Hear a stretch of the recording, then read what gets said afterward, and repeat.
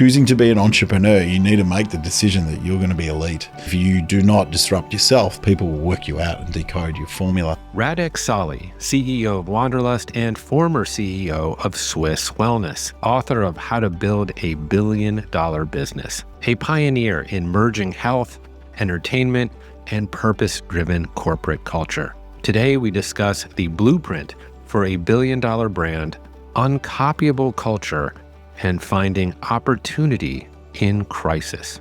Culture it takes as long as a business plan to implement. A generation is what it takes to build a great business, and culture is part of that. It really is about people. Obviously, the numbers have to pencil out, but the numbers are generally penciling out as a product of being able to motivate a great team. High performance culture is really what we all aspire to be part of. If you think about it, our best relationships in our lives is where we have a positive friction going on, where we challenge each other to be better people. People cannot copy your culture. They can't look in and understand what makes you what you are. Radek, great to see you. Oh, it's such a pleasure to be here. Thank you for having me. Yeah, what a treat. We were going to do this in Australia, but better that we do it even here. So you've written this book here. I have it. How to Build a $1 Billion Business. And this is, you have to pick the right. And it's no laughing matter. Exactly. And it's not I pressed the wrong button. Yeah. I think I might be able to get it. Let's see. Is it this one? Yeah. There we go. Oh, I knocked it fell over at that point. Blown away. But this is obviously not a book based on conjecture. You've actually done it. Yeah. And according to all of my sources, when you joined Swisse, you were generating $13 to $15 million in revenue, and a mere decade later, you exited that company at a $2.1 billion valuation. Is that correct? Yeah. Yeah. And it was an easy straight line the whole way, right? Yeah, smooth sailing. Yeah. A lot of luck, good timing, and extraordinary amount of work from me, team, and and good momentum. You know, health became very fashionable through that time, so we rode that wave. Yeah, I mean, I think we were both part of propelling and riding the crest of that wave. And now I have, after reading the book, I have insight into how you financed it, which was with the swear jar with your CFO, Adem, who's in the studio with us. I know you had a strong company culture at Swisse that was brought to the brink by Adem and probably expanded. So maybe we'll talk about company culture at some juncture. But I want to rewind to kind of the early days, because you grew up in an odd environment, and you grew up outside of Melbourne, if I've said that correctly, Melbourne, in Hawthorne, which is, as I understand it, a relatively genteel suburb, but you did not fit the mold of the typical kid growing up there. Can you expand a little bit on that? Yeah, my mum's Czech. My father's born in Shepparton, but his parents are Albanian. And I was born in Scotland, and my name's Radek Rudolph Sali. You're a mutt, like me. Exactly. Yeah. And so with a name like Radek and Rudolph would come out occasionally when they're reading roll call at the start of each year to confirm our full name, and that would provide a lot of good stress, resilience building in kind of coping with people's opinions on your name, background, and who you are. So I think that when I look back on that, I have a great appreciation for being different and not being, of the mold that was kind of the standard or considered to be what community should be. And for me, my father would always talk to his frustrations as a professor of surgery who was talking about diet causing disease in the 70s and 80s, and come home and no one would listen to him and they'd laugh at him. And but his research was showing other findings and so forth. And he would always underline the fact that those that think differently make a difference, and the fact that you know who I was and what I was named was different.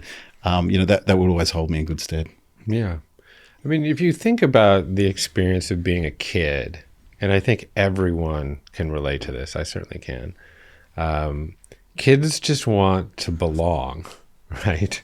Mm-hmm. And I in one part of the book that really jumped out at me was all the other kids at lunchtime were eating their Vegemite, right? And you opened your lunchbox to very different contents, right?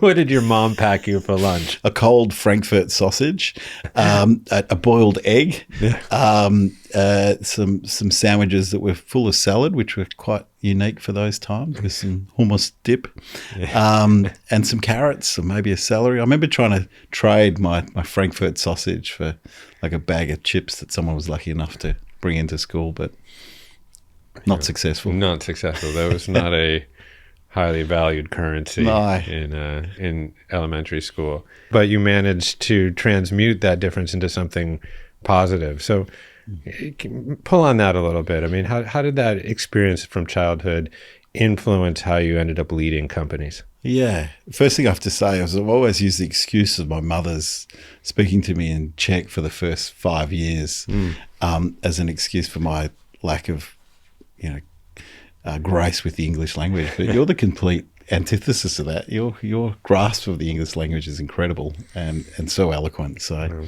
power to you. Yeah. If only out of risk of public embarrassment, I've had to refine that skill. I've seen you pretty eloquently hold the room. So keep it up. It's amazing. So I think for me, this sense of difference has meant that I've kind of had to look to different ways in going about things, and that being what has become my strength, and so going back to the teachings of your parents and so forth, but also just going back to not just thinking about it from a intellectual level, but going to an emotional level on things, and then connecting the fact that your emotion goes beyond your mind; it goes to your gut, and kind of that sense of intuition. And I remember from a very young age always wrestling with that inner voice and trying to work out what it actually stood for. Was it a narrative, or was it me, or and what did humanity actually mean, and why are we doing what we do? So this sort of sense of purpose came to me quite young, and I'd find that playing tennis a lot too. It's just a funny place where you're kind of there with your conscience and playing out a game, and you don't have anyone else really to talk through how you're going to win through a point. So, which I know you love your tennis too. Yeah. But I remember many a times wrestling and grappling with this kind of who am I and what's going to make me different. But that sense of, and then in tennis too, when you're on and the flow's happening and your intuition, you're out of your head and you're playing with your body in tune with whatever connection you have with the ball. You can win. That's right. You can beat anyone. And so, bringing these kind of principles back to my life and the way I made decisions and how I went about things, and even crazy thoughts like my parents both coming from communist countries and in background, and either having refugee parents or refugee themselves, and affected by communism, and so this focus and fascination I had with freedom and my intention and every wish I made in blowing out a cake, its candles, or flicking a coin in a fountain was about the communism ending and those countries becoming free. And I remember that when the Berlin Wall fell, I felt partly responsible for it, weirdly. All because of this intention. Yeah. So. Well, I had the opportunity to meet your dad, Avni, right? Yeah. I think he fell asleep during one of my lectures, but it's okay. I won't hold it against him. It was late at night. He's 85, but still incredibly vibrant and vital. And I think is experiencing a bit of, comeuppance is maybe not the right exact word, but when you were growing up, I know that he was pretty heavily ostracized for many of his pioneering views around integrative medicine. Can you talk about that a little? Yeah, I mean, he would say that he was meditating while he was taking your speech. I'm sure he was. He was making sure he was absorbing every bit.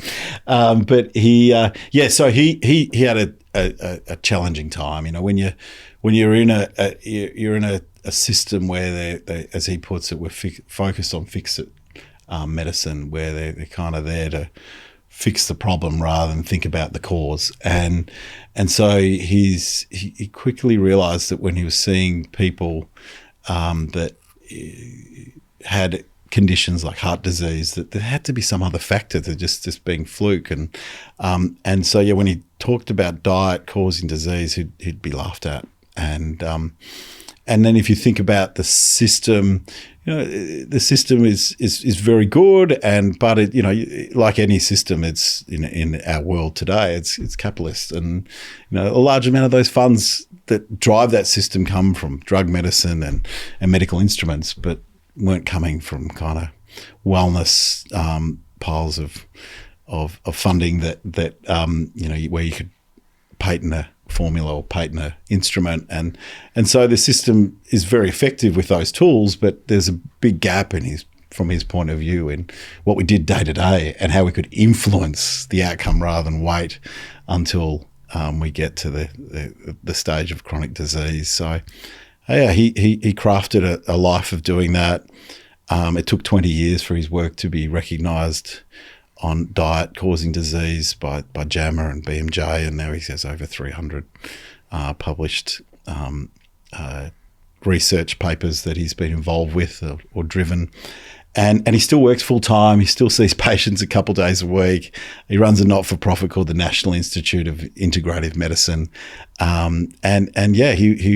He started a hospital within a university that was focused on integrative medicine. So yes, he's had an incredible career and has always bravely spoken about things like green bananas being, you know, full of prebiotics. This was me as a kid at school. So this is back in the early 80s. He was on TV talking about you got to have green banana. I remember my friends going, green bananas, what's a prebiotic? And thankfully, I think we're all starting to learn what the benefits of something like a prebiotic begins. And this has been one of many things, fish, and talking to the Japanese and how long they live as a result of their diets and their lifestyle, the focus on meditation and doing work on meditation and its effect in preventing chronic diseases or assisting people with diseases in states like that. So there's an eclectic upbringing. Yeah, he has a wonderful quote that I won't get just right, but you know, in his training, he described it as, you know, we get 7 years of training on how to treat a disease and 7 days on how to prevent it. Mm-hmm. And the fact that was laughable at one point is a little bit mind-boggling, and I wonder, just to fast forward for a second, one of the experiences that really was very emotional for me at the Wanderlust Wellspring event that you produced this past fall in September or October of 2025 was seeing him on stage with you and the ability for a son to provide some validation for his father. Was that part of the mission? It's always been a mission for me, that kind of purpose of kind of proving to Dad that we can do this and do it, you know, in a different way to him, perhaps not as well as him, but definitely pull something together that I know is a big aspiration of his. And that was like the ultimate party. We had his 85th birthday a couple of weeks after that, and he just raved about that weekend and it being the ultimate gift to himself. So yeah, it did emotionally move me. It was such a privilege to open the whole experience with him and I sharing a bit of our journey. It's great to be coming home and, you know, hearing all of Dad's challenges with my upbringing and his frustration turned me off the medical path, but put me on this path of entrepreneurism and trying to find a different way of getting there that's perhaps effective in the same way but differently without the kind of challenges he'd faced. But little I know, I probably had a close-up view of those challenges in a shorter amount of time at Swisse, and probably in the build-up to as an apprentice, learning the trade of business. But it's been great to be able to have an impact and do something similar to kind of Dad's journey and his start, and to talk to him about what Commune does and the people you talk to. And we just did a podcast together in Christmas when I picked him up for the airport, and he's sitting. We really enjoyed it, and the stuff you guys talk about is just the stuff he geeks out on and has forever or more read to very late hours in the evening before going to bed. He just consumes so much in this space and just loves, has such a thirst and passion for knowledge in the area. So thank you. It's very remarkable, and just to imagine the bravery that must have been required to be a lone wolf at that time, and the example that would inevitably set for you, growing up with this immigrant experience in Australia, growing up with a dad that was often ostracized by his own community and colleagues, and then having to assimilate, integrate all of that, and then find your way. And one of the really interesting things that the book revealed that I didn't know about your history was where you started in the cinema business, because you've become subsequently famous for these deals that are not quite obvious, connecting big celebrities to health and wellness brands and supplement brands. And I got a little bit more of a understanding of it when I knew about the years that you spent in the cinema business. So maybe just describe that time in your life and what you were able to take from it and then apply as you moved into Swisse. Yeah, I just look at these feeds in your life where you're in tune with your flow, your intuition that I go back to. And I remember picking up a bottle of vitamins that I was quite suspicious of when my parents left for me to take as a teenager. But until I saw the Swisse bottle of vitamins, which is the company we were really successful in, I kind of didn't feel connection. And then I still have this memory of how much that stood out to me more. And then, that kind of, that didn't become relevant for another 10, 15 years. But what did become relevant is I wanted to do something different to what the family had done. And I got into film and cinemas and pretended I was studying law and did a major in film. And then ended up here in LA actually too. So working with Village Roadshow Pictures just for a few weeks to get a sense of that. But I'd progressed so far on my cinema journey and leading teams and people and started earning some pretty good money as a youngster. And could see a career carved out in movies, and I just loved it. It was great fun, and the center of every conversation was what the next big movie was and who's going to be in it, and tell us about the party or the film premiere that everyone was busting to be a part of. So it was a fun, sexy industry, really relevant at the time, but it did start to lose its luster and shine, but it did kind of instill in me this notion of marketing and aspiration that every week there was a new movie, there was a new thing to market, there was a new product-driven opportunity, and you could rise and fall by that product, or you could work out ways to kind of sustain your business if you're a smart business operator, and then how you could maximize the return on a short period of a film's life and ensure that you made as much revenue as you could through all the ancillaries and gift vouchers that you could sell along with that and concessions. And so it was great. And motivating people my own age, older, younger, and getting to work with all shapes and sizes and then, having this multi-skilled capability of running a rather large operation as, an 18, 19-year-old, and having all these moving parts that, because it being shift work, not many others would want to do it. And I'd be always like, yes, let's get into it. So it formed this great basis of understanding of business, best apprenticeship I could have done. And I was getting paid to do this, and I was paying my university to do my university course. I was like, hang on, I'm getting a lot more value out of this casual work that became part-time and then full-time. And I just would work as much as I possibly could, because there was just so much to learn there, and there was so much joy from it all that.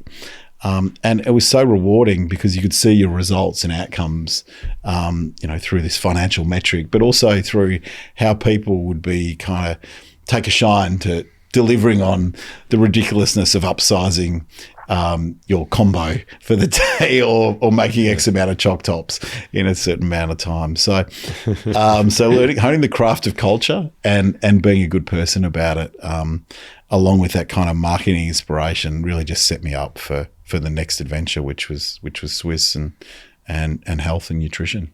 Mm-hmm. Yeah, there was some interesting learnings I got from that section of the book. I mean, first of all, was the ability to adapt to a changing or evolving marketplace.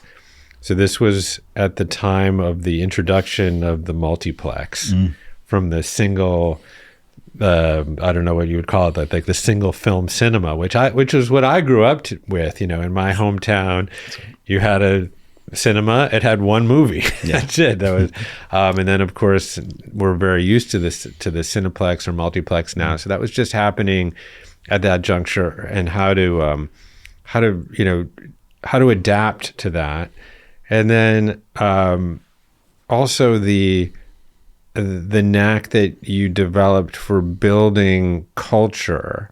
And this sort of concept of we over I, even in very anodyne ways, like with the candy bar inventory, that was costing the cineplex or the cinemas quite a bit of money, and it seemed kind of like a boring project, but you were able to motivate a team around a shared goal, and that must have been a very important learning at that time. Yeah, I think you can make yourself incredibly useful by leaning into where the challenges or problems are in a business, and I got a grasp of that pretty early on, and it got me attention and progressed my career at a rapid rate, and also that notion of treating your work as education. So you got the energy levels are just so much higher as a result of that, because you've been rewarded on so many levels. So quite blessed to have kind of picked that up nice and early, and not be dragged into just doing the job for the sake of the money that most of us would be doing at university to supplement university lifestyle. So fell on my feet there, and then there's this notion of kind of aspiration and the personality and making health entertaining, which just stood out to me as just such an opportunity coming into the industry. Yeah. So you joined Swisse. What year was that?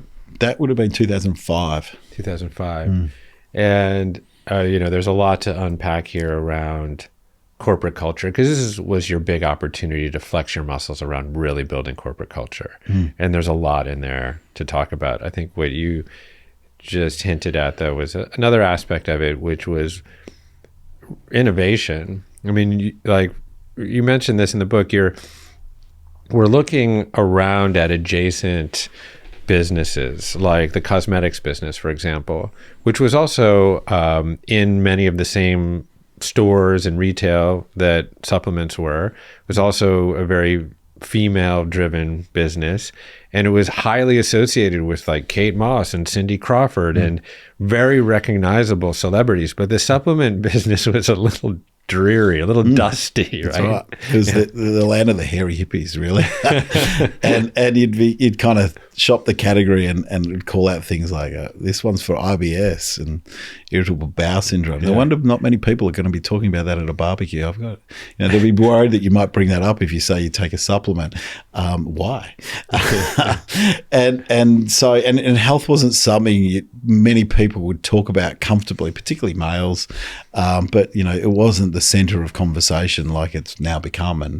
And over this kind of wave that we thankfully rode, and we're blessed with the mood changed. People started to be interested in their health and asked questions as to why they felt better or what would make them kind of more effective in how they went about whatever they were doing for the day or exercising. And you could start boasting about things like your diet or the next detox program or marathon. And we suddenly realized we couldn't boast about much else.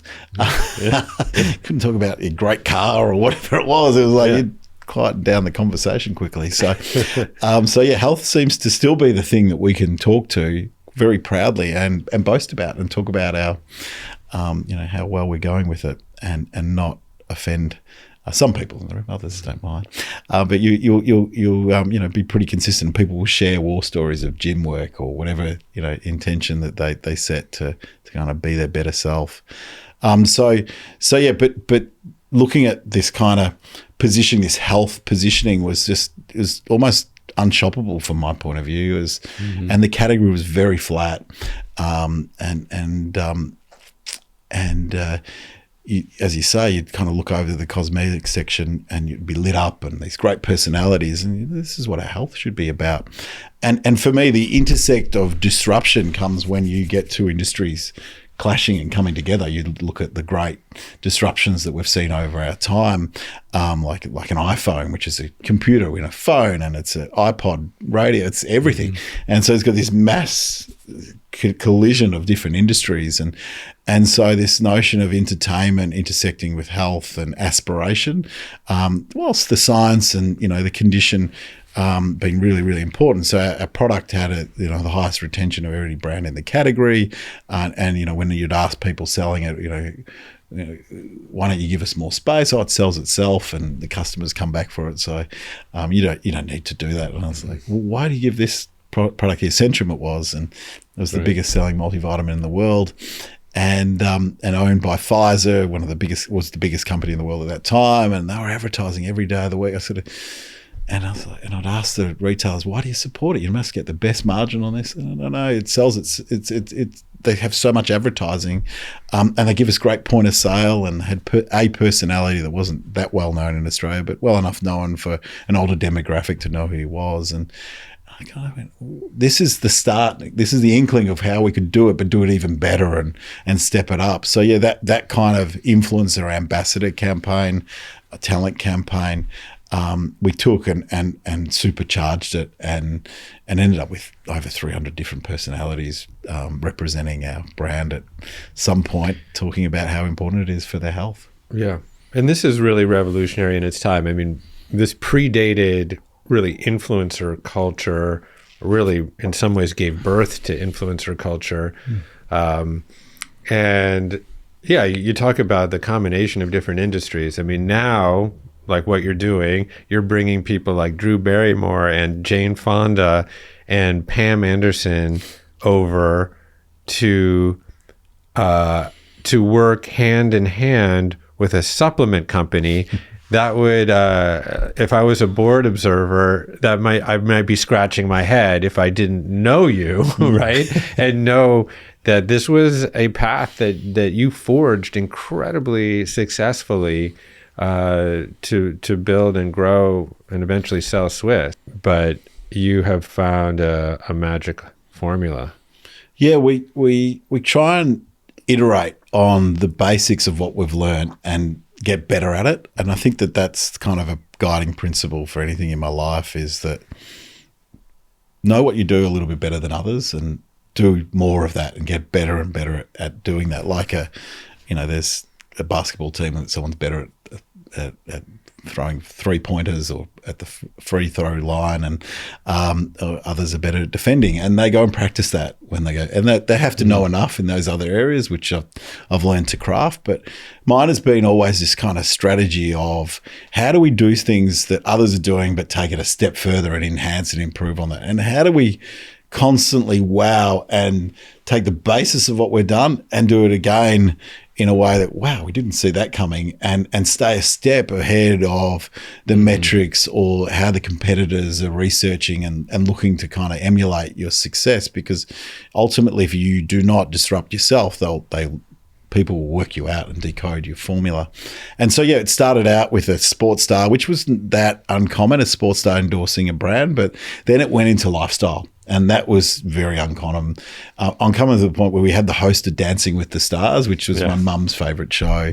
And I kind of was watching it with her. This lady's very entertaining, and she was very eloquent. She's in a Baz Luhrmann film, Strictly Ballroom, and in the old days. But and she went on to TV and she'd host the program. And I contacted her directly and I said, do you take supplements? She goes, yeah, I take Swisse. Oh, fantastic. Let's do a deal. Yeah. And so we got a deal done. That deserves right there. It deserves a sound effect. We were authentic. So so we did a deal, much to the line of the network then. And this is when, networks, this show, Dancing with the Stars, the country was about 22 million in population. 3.5 million people would watch the show each week. So it's big.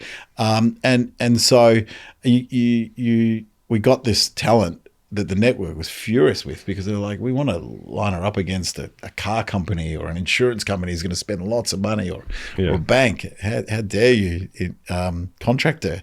We don't think that this is legal. I'm like, well, here's the legal contract. And we managed to carry on with it and have an agreement where we'd advertise with them, but they wouldn't let us advertise with the personality in the show, the format, which is the basis of how we advertise today, digitally socially, is you target your audience and you make them relevant because of, that you're getting their attention in the right zone. So for me, having that personality in the program that they were in was absolutely essential. So I said to them, look, we'll advertise your way, which is across the similar audience that we should be attracting.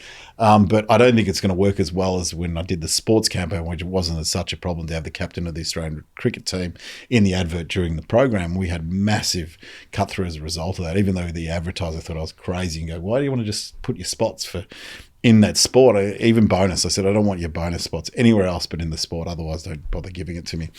And so when people look at you strangely, you go, suddenly we're doing something a bit different that others aren't doing, and maybe we're onto something. And it did. It grew sales by 90% doing it that way. And then we went into this female audience after cracking the male side and, realising that in pharmacies or drugstores, 80% of the consumers, or 90% in one particular instance, are female. We needed to get a female, hence why I was watching TV with Mum, trying to work out what was relevant to her. And so we got Sonia Sign, and we did the deal with Seven. And I said I'd share with them weekly our numbers, because we could get scam-based numbers and show them. And I said, I'm only growing by 5%. I can't pay. I'm not going to be able to pay you. And I'd done the deal direct. You're going to have to let us advertise in the show. Mm-hmm. And they said, we're going to get the BBC's approval. I said, this is fantastic. We're breaking the rules here. No one else can do this. And they approved it. And so we were the first product ever advertised with the personality of the TV program in the program that they were representing, and a lot of people are pretty frustrated with me now, almost 20 years on in Australia, with all of those celebrities now, reality TV stars, representing various brands in their programs. So anyway. And then were you then able to roll those same relationships and promotion in store? I mean, I know that you spent a lot of time really rethinking and recreating the in-store experience, like with better design, better lit end caps, etc. But finding also that right fit between celebrity and influencer partnerships and what was happening in store. Yeah, would actually marry up, like that retailer that I spoke of with a 90% female audience. They said they want to do a promotional program with us with the cricket and the captain of the Australian cricket team. I was like, your audience is female, and 80% of the cricket audience is male. you don't want to do a promotion around there. So we went to the tennis, and we went and got Yvonne Goolagong, and so she represented the brand there. But it meant then we would bring that to life in store. Would bring the kind of that journey of that personality, and would also complement it too with other personalities, like Leighton Hewitt was playing at the time, and he was an ambassador too, and then we'd do promotions that would bring to life in store, as you say, an end cap, and bring desirability to the category, and give people insight as to this was their cutting edge, this is what helped them stay healthy all the time.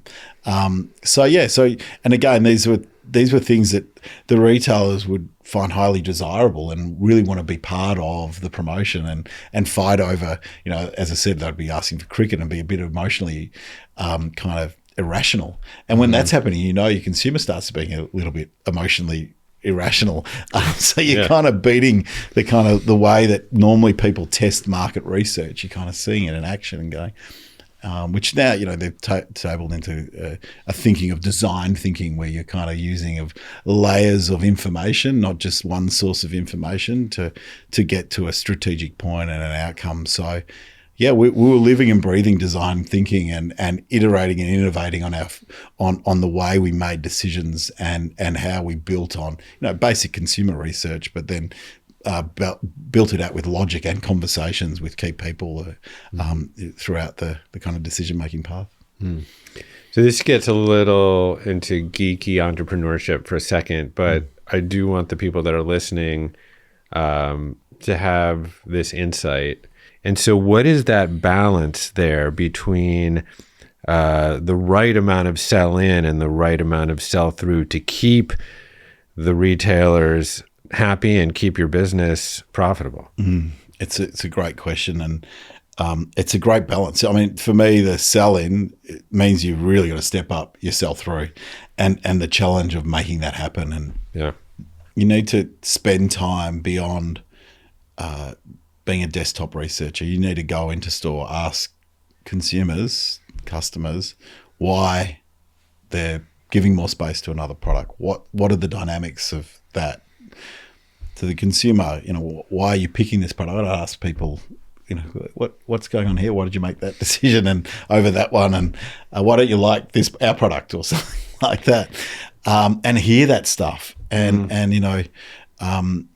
when I first started Swisse, my business partner, my venture business partner, they wouldn't show me numbers, and I had to kind of get my handle of the business by working in the various areas of the business, and part of that was getting on the road and just talking to retailers. I think even on the way here, we're in Air One. We're in there taking photos, watching consumers make choices, inspired by product. Like and I've done that 4 times in the last week, and sat at the store, just watched how people behave or sit back and take it in, and asked people working the register what's going well and what's not, and so it's just that sort of pickup is, and even how many facings certain products have. There's opportunity there. There's reasons why they make the decisions they make. So putting everything behind your sell-through is the absolute essential part, and the sell-in is one check in the box, but doubling down on that and spending everything you have to make sure that from your learnings and your questions, asking whoever you sold to what works best, but then also reinventing how you get more value from just, rather than getting an agency to come back to you and presenting on how you're going to present, do an advertising campaign, like take that in hand, but then how are you going to do an advertising campaign that's going to be even more powerful and relevant and what every other brand's going to be buying, because that's what generally that agency is coming back to suggest you with. So find out your superpower and how you deliver on that. Yeah, I think there's an example in the book. I can't remember what the retailer, maybe it was Kohl's, but that you finally crack that code and they put a $30 million order in, and you said, actually 15. You actually reduced the order. And of course there was a lot of strategy around doing that. But for entrepreneurs that are listening, you want to be able to sell through on your sell-in. That's huge. Another aspect of entrepreneurship that you pointed out of you're very, like you said, involved out in the field. You're at meandering the aisles of Erewhon, and I think a lot of us, I've certainly had regrets in my life that I'm not more of a specialist or an expert in anything, but you make a strong case for being a generalist as a leader, to know a little bit about everything. Can you talk about why that's important? Yeah, I think that mastery of the general principles of business has served me well. And I quickly realized I'm not really particularly outstanding at one thing. Probably the thing I've kind of refined is this kind of intuition, cultural element, and creating an environment that people, I strive to make it a place that people love being a part of. And so that part is not as kind of intellectual and kind of thought driven, and probably in this day of AI and statistics is kind of less important. The stuff the stuff you can do as an executive, it's the easiest time to be an executive that it's ever been if you understand what's available to us from the AI point of view. But if you're not kind of adding that learnings that you gain from being that generalist, or also never shying away from the fact that the language of business is the financials, whilst the inspiration of business comes from how people feel and the purpose that you create around that. That's as equally important as your grasp of the fundamentals, the numbers and how things are moving, this kind of understanding of what the right level of sell in, and then how you're going to get the sell through and what's working and not. I like to put rather than doing a whole lot of research, which we still do on a new product and its innovative points, and then having a marketing campaign done and dusted and ready to go as you go on the shelf. I like to wait 4 weeks and see what happens in market and see what people are drawn to, and you can tell pretty quickly if the product's going to work or not. And if you do a few as in each drop of innovation, you can see where people are drawn to, and perhaps advertise harder on what's working. So go with where the kind of the flow is. And so as a generalist, you're able to kind of sit back rather than get too committed to a modality that you deliver on. And so I feel blessed and lucky to have landed in this place, but I don't think it means I'm any smarter than anyone else. I'm just luck's helped me along. I was bemoaning the fact that I wasn't an expert, I think, to a public relations person that I had at one juncture. I'm like, I really should have been a neuroscientist or a gastroenterologist or a cardiologist. Then my opinion would be truly respected, and I really know about a topic. You sound like me. And she said, well, you're not an expert, but that's what makes you a thought leader. And I was like, okay, I'll take it. I'll take it. I'll take that rubric. Yeah. So let's shift gears a little bit into culture, because I think this is where the mission and vision and purpose come into the equation of creating a $1 billion brand. And I know that that's the name of your book, $1 Billion Brand, but we're not really necessarily talking about a $1 billion brand. It's just a brand that is successful, that makes you happy, that contributes to the world. It doesn't have to necessarily net you $1 billion. No. And, as I intimated earlier, when you got into Swisse, this was your opportunity to really craft that culture. And your partner, Michael, I think was helpful in this regard as well. But I think, this was a place where you could create tremendous legacy.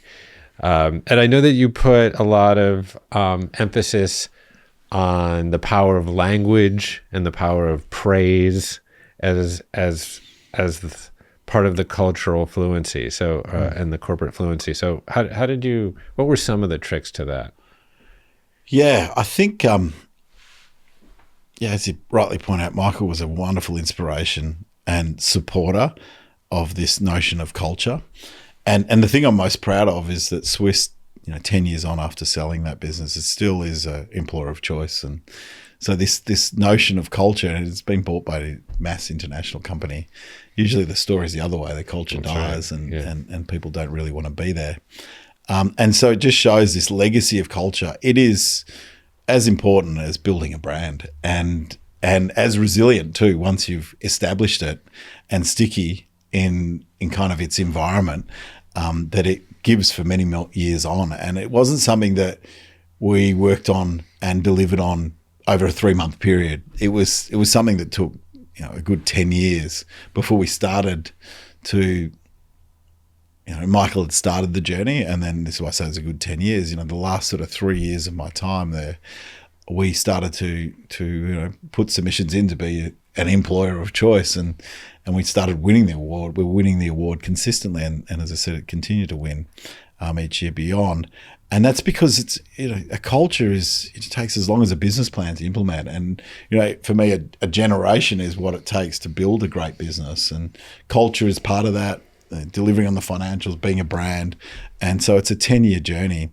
that you need to be very committed to and have KPIs for culture that you kind of look to reward for and reinforce. And can I just interrupt you there for a second? What would some of those KPIs be? Would it be just employee retention, or how would you look at that? Yeah, well, we had values that would be alive every day, and we have values in our businesses today going forward too. But values you got to be really careful with. They can't be just written on the wall and there they are, the values. That can be incredibly damaging. The values need to be alive and well and need to guide decisions. So ours were the 4 Ps and people, principles and passion coming before profit, and our product was there to help people celebrate life every day, or CLED. And all these acronyms were kind of H&H days, health and happiness days, which is what we aim to do with our products. And we'd give people a day off when there wasn't a public holiday in a month that they would need and we gave it originally, but then people took it for granted. So we needed to do that in alignment with performance. And then we worked out that, high performance culture is really what we all aspire to be a part of. If you think about our best relationships in our lives is where we have a bit of positive friction going on, where we challenge each other to be better people. And they seem to be the long and lasting relationships in our life. The workplace is quite similar. We want to be challenged as individuals. We want to perform, and not everyone's cut that way. So it probably wasn't an environment for everyone, but definitely we crafted a group of people that were incredibly focused on productivity, loved what they did, were purpose driven, and even a competitor, they had 21% of their total revenue spent on salaries would spend 7%, but would pay significantly higher than them in the top 25 percentile. But we were just more efficient and more effective in the way we did what we did. And, I also felt very comfortable in what I did because I'd had an education from my mum and my father with their medical backgrounds and focus on nutrition too. So I was quite adept in understanding regulation and what that meant, and surrounded myself with people who had that kind of similar understanding of business, but also the principles of health and being a thought leader rather than a specialist, but a good enough to not have to relearn it all and rely on a massive regulatory team or scientific team beyond those that I saw as incredibly important, like a scientific advisory board that we had, as well as people that were understand nutrition rather than drug medicine, because drug medicine is higher risk than nutrition, and so a lot of people would hire these people from drug companies to kind of do your regulation, and drugs can kill people, whereas nutrition generally doesn't. And if it is poisoning you, you can generally recover from it pretty quickly if you just stop taking whatever that one element, very small element of nutrition that might cause you harm. Unless it's ultra processed, so yeah, and even that's a slow death. But you needed to be really careful of crafting and getting these people that understand health and wellness, but had a good respect and understanding of science and that underpins outcomes. So so that culture journey became our point of difference. People cannot copy your culture. They can't look in and understand what makes you what you are. Yeah. It's AI proof. Yeah, exactly. I mean, one of the things that you instituted was the use of the word we instead of the use of the word I. Why did you do that? Well, I think the notion of having responsibility as a team for outcomes is just so important, because, and then being responsible for decisions that are made, that and accepting that errors happen and talking about when those errors happen and creating safety around conversations around that comes from the language we choose. And so part of that was saying that we had a challenge, we got something wrong, but also me being big enough as the leader occasionally to say, I as the leader really need to look at the way I'm leading here, and I am not getting things right, and calling out what I'd done wrong and what I needed to improve. But then it would quickly go back to now we need to get back to what we need to do to address these challenges and how we're going to change our behaviours to deliver outcomes. So yeah, just language is this kind of notion of constructive language rather than saying problems, challenges, or if there is a challenge, think about what the 2 or 3 solutions might be to that challenge before you start to kind of say that we've got something we need to work on. So you're starting to actively make decisions and it not being so reliant on the person the rainmaker or the problem solver to come and deal with whatever challenge that may be faced. So and then this notion of kind of when you go to a gym and if you had a personal trainer and they said, like, do your 10 push-ups, and they said, you look tired today, you're not going to get through your 10 push-ups, are you? And be pretty inspired by the workout that you perhaps have to do. And that's a lot of workplaces. They use negative language. You walk in and you just don't even get a smile from someone, or not even a hello, or asking how you're going, or some positive reinforcement on the great job you're doing.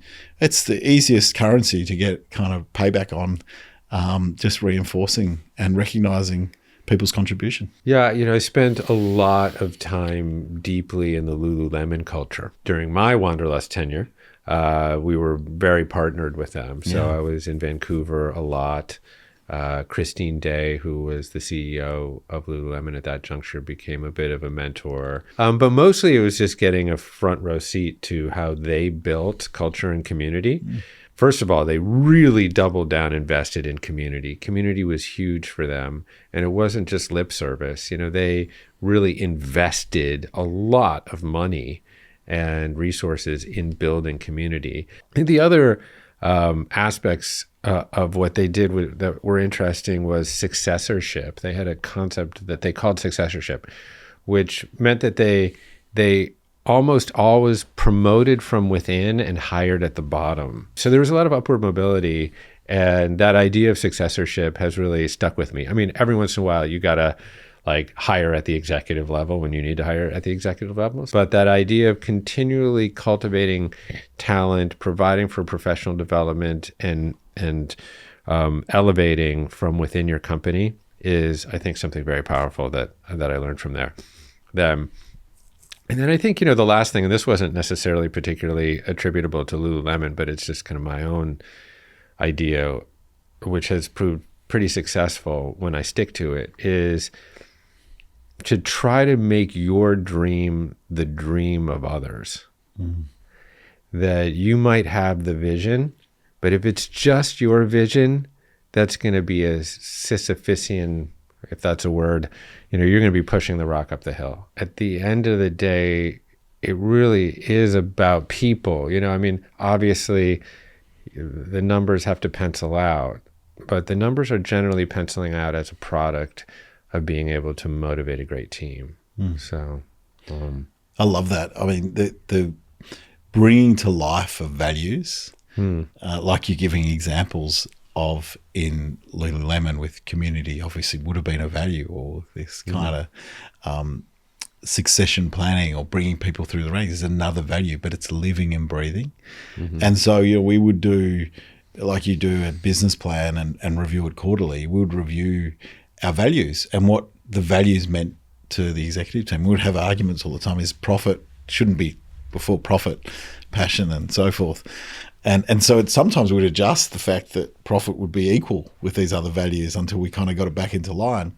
Or would also then cascade the values through to our warehouse and logistics team, who's going to have a very different interpretation of how you live out your values than in the organisation, and it'd be linked to performance than what the sales team have or the executive team. So making it relevant, like you speak to, for everyone is just so important. That kind of keeps people motivated while you're not there. Yeah, and I think one of the things that I took away from the book and what you managed to accomplish at Swisse was, and this may seem obvious, but it's the alignment of profit and mission. At Commune, I think the very first day we sat down, there was just a few of us around the table. I got up to the whiteboard and I said, bring well-being to 1 billion people. That's an audacious mission. I think, we're still, 980 million people short or something, but we're on our way. Good chunk. But if we are able to accomplish that mission, our bottom line's going to look awfully good. Adem's going to be nodding his head, being like, if we can come anywhere close to accomplishing that mission, our profit is going to look great as a company. And, this was, I think, another thing that I often try to guide entrepreneurs are, just try to actually, when you sit down, if you're creating a business from scratch, try to align your EBITDA with your mission, and life becomes a lot easier. The decisions also become less complicated because you're looking through at kind of a double bottom line through one lens. And it becomes fun. Like you can kind of then reward people Yeah. along the lines of your mission. So we're blessed to work in health where there's a lot of rewards you give around health, but we would provide yoga classes, gym classes, meditation. We would provide healthy meals for people. And occasionally we'd kind of have to switch this off and have like a gratitude week just to remind people of the gratitude that we should have for everything we do earn, and be reminded of how other organizations are, and kind of having all of these things that kind of, again, reinforce the purpose, the values and why we do things. They become wonderful, powerful tools of motivation and performance. Yeah. So and satisfaction, I should say, yeah. too, So you sell Swisse. I'm sure it wasn't just as simple as I just said it. And you have a very nice outcome there. And that really spurs on the development of Light Warrior, which really is your investment vehicle. And, you start to think about, not just about operating companies, but also about supporting other mission-based entrepreneurs. And, as you do that, you need to develop a set of criteria that guides that process. So, I'm curious, as you assess businesses that come to you for investment, what are those criteria? Yeah, I think, as you say, we got out of the Swisse thing alive and well, thankfully, but we did push ourselves to, extreme points. And once I'd finished that journey, I tried to stop and do nothing. Yeah. And it wasn't really that healthy. It wasn't in a great place, and I kind of quickly worked out that I'm better doing stuff with purpose, and this was a really good opportunity to kind of find what that kind of next adventure was. Like I'd gone from the apprenticeship in cinema to, practicing my craft as a leader in wellness at Swisse, to now, having the choice of being able to do pretty much what I wanted to do on my terms with, significant financial resource to enable me to do that. And so I tried a bit of everything and thinking that, I'm going to revolutionize a number of categories and this will be easy. And quickly I was actually more stressed than I'd ever been, and trying to learn industries and connect with people like I'd connected with along the Swisse journey. And, once it got to a certain size, I kind of didn't have that connection any longer. So it was easy for me to move on from it. But I was suddenly had this scale of 10 different businesses in 10 different industries, and a malaise of not exactly, all with a higher purpose of improving industries or people that are in those industries' lives and creating great cultures and all those things. It was just too much to juggle and just too much to get my head around. And I just went back to this kind of principle of what I kind of do better, a little bit better than some others do. And hone my craft in that area, simplify it back to that probably clash of two industries rather than a cluster, whatever you want to call it, of 10 industries. And the great thing about that kind of investment profile is that you have your failures early on. And so we had a lot of those, which were great learning experiences and brought me back down to earth and the reality that I'm going to have to work and get in and learn the craft in a particular area. And I'd got to know Wanderlust back in the Swisse days, and thankfully you guys were well financed with private equity and weren't interested in selling to Swisse back then.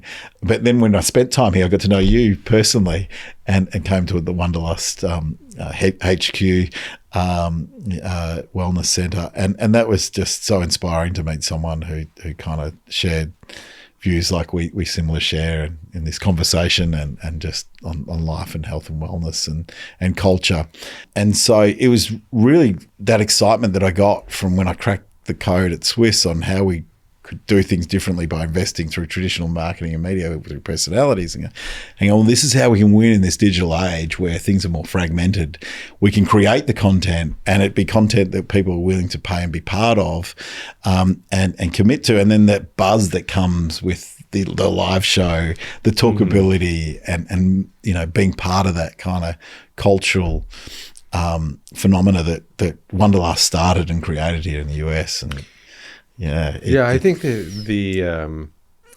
this elixir between culture and wellness is something that's time has come. I mean, certainly when we started Wanderlust and had our first event in 2009 in Lake Tahoe, I spent an inordinate amount of time explaining just like what the fuck it was, like they're like, well, hold on, you've got music and yoga and it's nature, but there's sort of wine aspect of it. And then you've got these integrative doctors talk. Like for us, it seemed very normal because it was just the things that were a part of our life.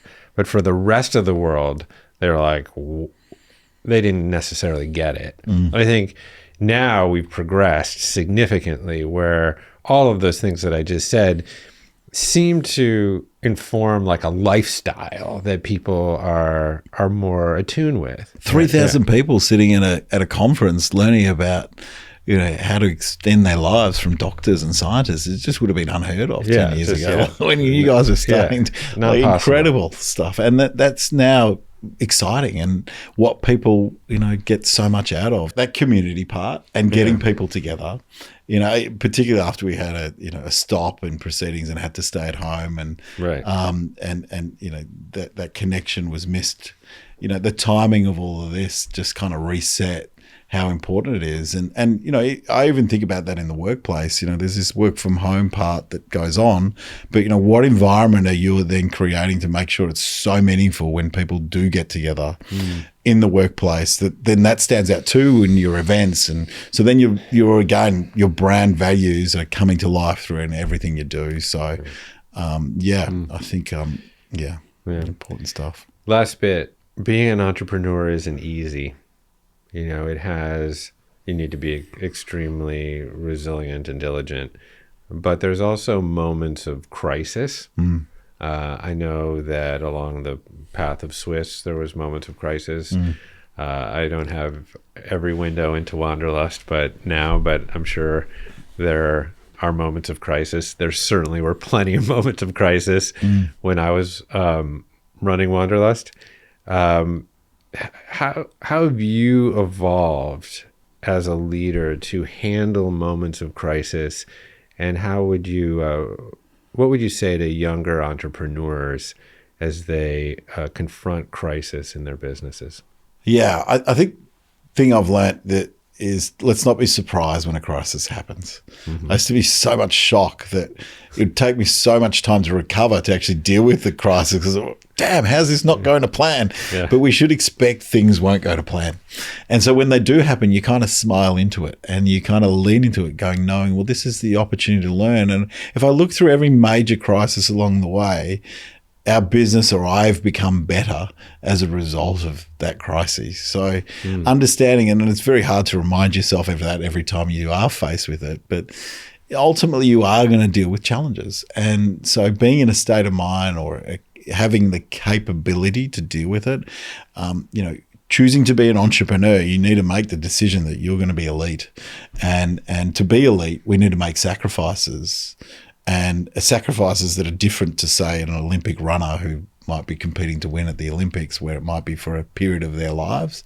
This is a lifetime's journey. So it's a different level of sacrifices, but having a headspace or a capability, a level of resilience, good stress tolerance that enables you to be your best self and not get too caught up in the up and the down, and being even and consistent.